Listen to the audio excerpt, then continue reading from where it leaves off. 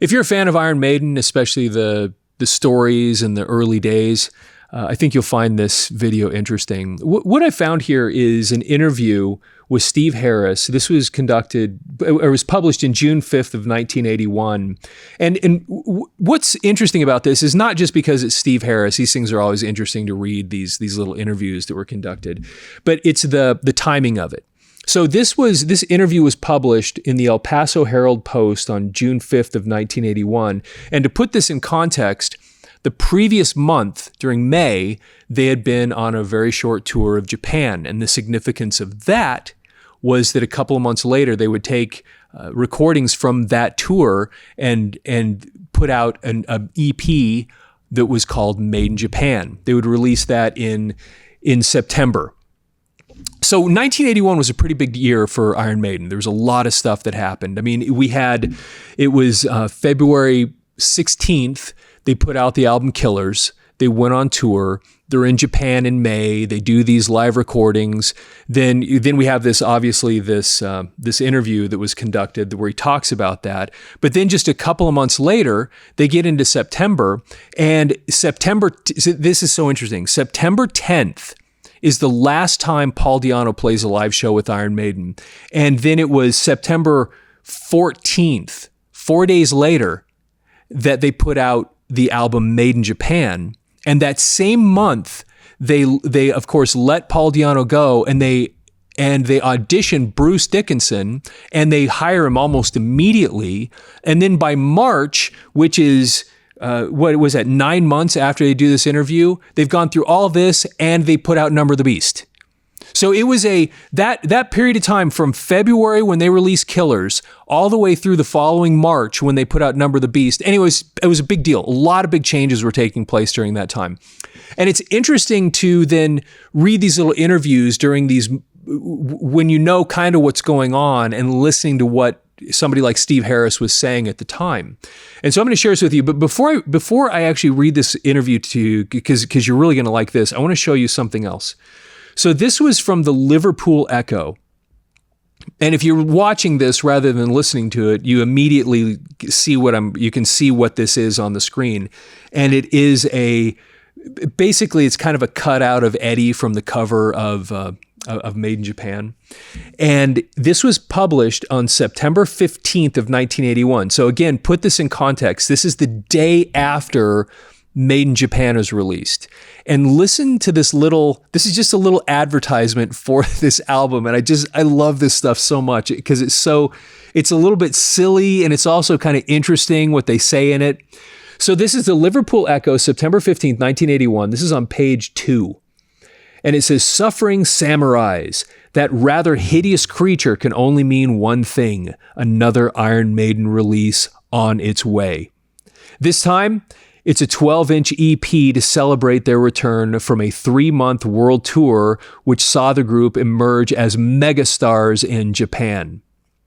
So much so, they have called the EP Made in Japan and included 4 tracks: Running Free, Remember Tomorrow, Killers, and Innocent Exile, all recorded live at Nagoya Concert Hall. Check the small print." I love that they felt the need to put this in this advertisement. And if you know anything about live albums, you'll know why. But the fact that they bothered, that somebody wanted to put this in here, I think was just, I find it funny. So it says, "Check the small print on the cover, and you'll see that live isn't quite what it means, because the group did overdub some of the numbers in Toronto. But as Maiden point out, quote, who gives a blank deleted, I imagine there's an expletive in there, anyway, unquote. The fans shouldn't. Expect to see this at the top of the heavy metal charts within a week. And with the kind of following now firmly established around this country, they should cross over into the top 50 singles charts." Yeah. Anyway, I love that. I think that's so funny. It's put together so poorly. I just love this old newspaper stuff. Anyway, that was a little advertisement for Made in Japan, which again had just barely come out. So now we're rewinding back a couple of months to June 5th of 1981. And this article is titled Iron Maiden Founder Aims for Big Score in America. And again, this is the El Paso Herald Post, June 5th, 1981 on page 42. All right. When he was 17, Steve Harris was concerned more with playing soccer than playing bass. At that age, one of Harris's music-loving friends introduced the young athlete to the likes of Jethro Tull, King Crimson, Genesis, and Led Zeppelin. Their intricate rock music soon changed his life. It is so interesting to me to discover who people were influenced by. And because so often you can kind of see that direction in what they did. Because I don't know that you can really hear Tull necessarily in the Iron Maiden music, but if I have a ton of Jethro Tull stuff. We'll have to do some stuff on Ian Anderson sometime, because I find him to be a really interesting guy. But when you start talking about Jethro Tull and King Crimson and Genesis and even Led Zeppelin, you start to get a little bit of sense of what Steve Harris was gravitating to, the complexity and really seriousness of the music. And what I mean by that is that it was so well executed, and it required some degree of virtuosity. Virtuosity? Is that the right word? They were virtuosos. They were really good players. And the music was quality. It had movements. It was organized well. Sometimes they were very long songs. I'm telling you things you already know, obviously, but you look back at those early things like King Crimson. You look back at, really Jethro Tull, and you see the care that Ian Anderson put into those songs and the production. Okay, I didn't mean to get off on that, but it's just interesting to hear that.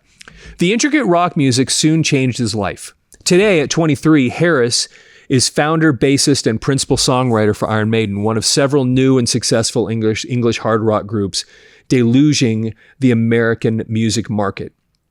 Harris formed the group in 1977 along with vocalist Paul Di'Anno, guitarist Dave Murray and Dennis Stratton, later replaced by Adrian Smith, and drummer Clive Burr. They took their name from a medieval torture device. Iron Maiden's hard rock sound was not in vogue in England at the time.